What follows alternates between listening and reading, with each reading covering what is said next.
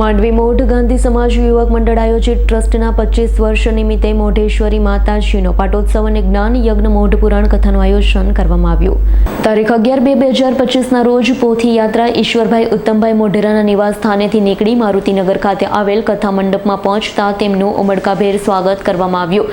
કથાના વક્તા તરીકે અશોકભાઈ ભટ્ટજી નવસારીવાડા દ્વારા વ્યાસપીઠ પરથી જ્ઞાન યજ્ઞ મોઢ પુરાણ કથાનું ભક્તિભાવ માહોલમાં સુંદર રસપાન કરાવ્યું હતું.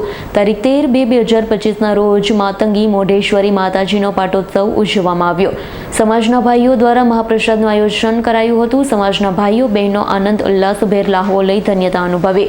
તો આ પ્રસંગે સમાજના ટ્રસ્ટી, સમાજના વડીલ, ભાઈઓ બહેનો અને યુવાનો ખૂબ જ મોટી સંખ્યામાં ઉપસ્થિત રહી ઉત્સવની ઉજવણી કરવામાં આવી હતી. આપનું નામ જણાવશો? મારું નામ છે શાસ્ત્રી અશોકભાઈ પટેલજી, નવસારી.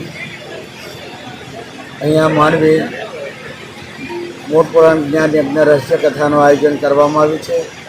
આયોજક શ્રીઓ છે નવસારી મોઢ ઘાટી પંચ આયોજિત માંડવી યુવક મંડળ, માંડવી મોઢ ઘાટી પંચ, NRI ગ્રુપ, શ્રી ભાવેશભાઈ ઈશ્વરભાઈ મોઢેરાના ઘરેથી પોથીયાત્રા નીકળી અને મારુતિનગરમાં આવી. મારુતિનગરની અંદર 3 દિવસનો આ મંડપમાં પ્રોગ્રામ છે.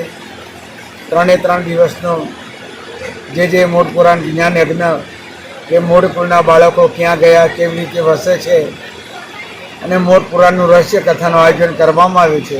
તો આ કથાની અંદર માંડવીના દરેક જ્ઞાતિજનો આનંદથી, ઉત્સાહથી ભાગ લઈ અને તેમનો આનંદનો પાર ઘણો બધો રાખે છે.